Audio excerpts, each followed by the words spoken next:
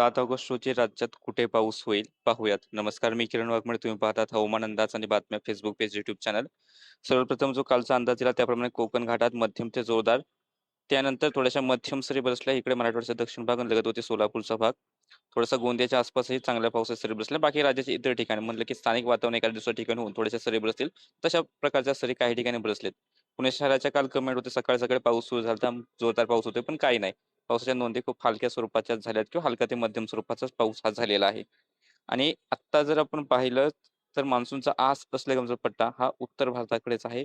इकडे पश्चिम बंगालच्या आसपास एक हवेत चक्राकार स्थिती निर्माण होते. एक चक्राकार वादळाची स्थिती उत्तर प्रदेशच्या आसपास सुद्धा आहे आणि याच भागाच्या आसपास पावसाचे ढग हे विशेष करून दाटलेले आहेत. उत्तर पश्चिमेकडून उंचावरचे वाहणारे कोरडे वारे राज्याकडे वाहू लागलेले आहेत. त्यामुळे उत्तर महाराष्ट्रातील ढगांची दाटी तुम्ही पाहू शकता की तुलनेने गेल्या काही दिवसांच्या तुलनेत कमी झाली. उत्तर कोकणातही ढगांची दाटी कमी झाली, पण अजूनही काही प्रमाणात हलक्याच्या सरी नाशिकच्या घाटाकडे किंवा इकडे पुण्याच्या घाटाकडे तर असतीलच. रायगड रत्नागिरीचा भाग आहे, अजूनही पावसाचे सरी आहेत. अहिल्यानगरचे पश्चिम भाग, पुण्याचे इतर काही भाग असतील, ढगाळ हवामान, एखादे हलकी सर. कोल्हापूरमध्ये मात्र मध्यम ते जोरदार घाटाच्या आसपास पाऊस आहे. रत्नागिरी सिंधुदुर्गकडे सुद्धा लगतवरती जो भाग आहे पूर्वेकडचा, मध्यम ते जोरदार पावसाचे ढग आहेत.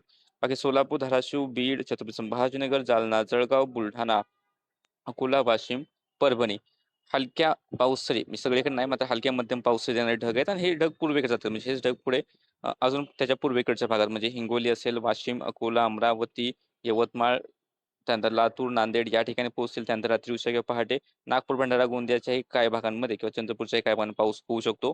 गडचिरोलीच्याही दक्षिण भागाकडे हे पावसाचे ढग आहेत, ते पूर्वेकडे निघून जातील. घाटातही रात्री पावसाचा अंदाज कायम आहे.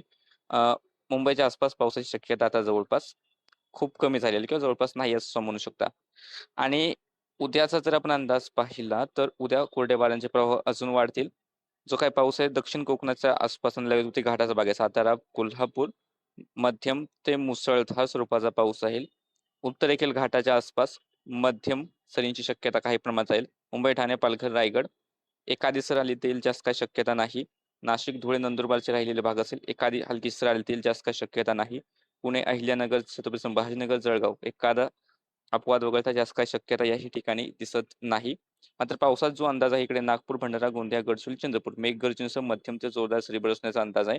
राहिलेला राज्याचा जो भाग आहे, एखादा स्थानिक अपवाद वगळता राहिलेल्या इतर ठिकाणी सुद्धा विशेष काय पाऊस होण्याची शक्यता सध्या दिसत नाही. काय बदल झाला तर उद्या सकाळी सुद्धा अपडेट देण्यात येईलच. हवामान विभागाचे इशारे पाहिले तर जळगाव मेघगर्जनेसह पावसाचा इशारा आहे. पुणे घाट, सातारा घाट मुसळधार पावसाचा येलो अलर्ट. नाशिक घाट, नाशिक पूर्व, धुळे, छत्रपती संभाजीनगर, अहिल्यानगर, पुणे पूर्व, सोलापूर, बीड, धाराशिव, लातूर, नांदेड, हिंगोली, परभणी, जालना, छत्रपती संभाजीनगर हलका मध्यम पाऊस किंवा गर्जना आणि राहिलेल्या राज्याच्या इतर ठिकाणी हलका किंवा हलका मध्यम पाऊस होण्याची शक्यता आहे. धोक्याचे इशारे नाहीत.